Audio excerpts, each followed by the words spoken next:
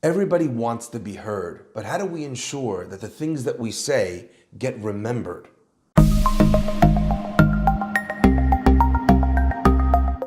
Tanya Illman is walking down a beach in West Australia. The date is March 6th, 2 weeks ago. As she walks down the beach, she notices that there's tons of garbage and decides that she's going to do her part to keep the planet beautiful and clean up a bit. She's cleaning up this garbage and notices amongst the garbage a bottle, picks up the bottle and says, "Oh, that's so nice. Maybe I'll bring it home. It'll be a nice addition to my living room." And then she notices that inside the bottle is what looks like a cigarette. They tip this cigarette out and realize that it's a rolled up piece of paper tied shut with a little ribbon. Initially, they can't see anything that's written on this piece of paper, but they realize that on the reverse side, there's a printed message asking them to take it to the German consulate. When they get home, they realize that this piece of paper is a little moist, so they stick it in the oven for 5 minutes. When the paper dries up a little bit, they notice that there's handwriting on it. They cannot believe their eyes. The date that comes up is June 12th, 1886. The bottle has been afloat in the ocean for 132 years, the oldest message in a bottle ever discovered. A quick search on the internet and some phone calls later, they realized that this note, which had the name of the ship Paula on it, was actually confirmed. It was a German ship. They were doing some tests and they threw bottles in the ocean to see how long and how far those messages would reach. What struck me about this story was not just the interesting tidbit of information that someone found the bottle a little while later, but rather the message that it brought home. There were messages that we could put out into the world that would be remembered decades, centuries even later. But there are certain simple things that we need to do to ensure that the messages that we put out to others, to our children, to the people that we're trying to teach, carry on through the distance and the space of time.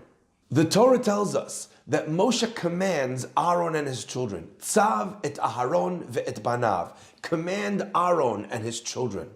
Rashi quotes the most beautiful idea. When we say the word tzav, it means something different than just what we associate with the word command. En tzav ela lashon ziruz. The word command here in Hebrew means more than that. It means to be mizarez, to encourage, to make someone excited to do something, to give them a sense of urgency that this that I'm telling you is important. Miyad uledorot. Rashi ends by saying that this urgency of the message needs to be for now, uledorot, and for many generations. Researchers said that the reason why that bottle's message survived for so long was on account of the fact that the walls of the glass were thick and the opening of the bottle was narrow. It ensured that water couldn't get in and ruin the message even more than it did. But as well, the walls of the glass were thick so it could survive being tossed from place to place.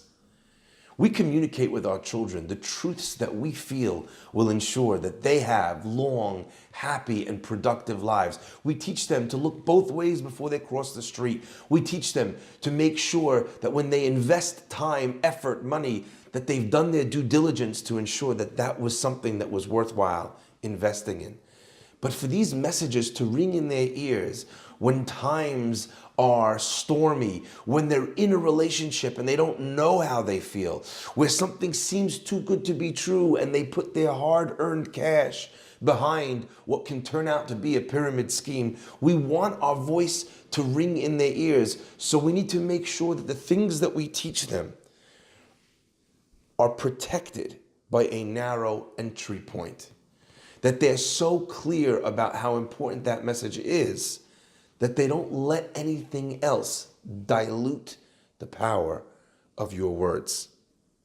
To do that, it needs to be kept simple. It needs to be explained.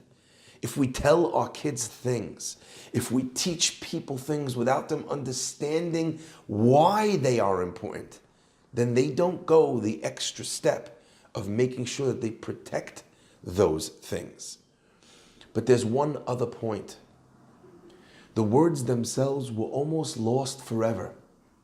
They could barely see them. And I think that ensuring that what we say is relevant in a long time is also crucial to the kids or to the students that we want to inspire holding on to it.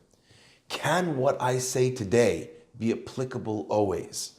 If I can communicate what I'm saying into a deep, essential truth about the human psyche, then no matter what country you live in, no matter if social media has overtaken communications, no matter if you live primarily in an online world or the real world, the human being themselves is unchanged. If I can translate the messages of Judaism and Torah into the essence of what it is to be human, then those messages will survive forever. Shabbat Shalom.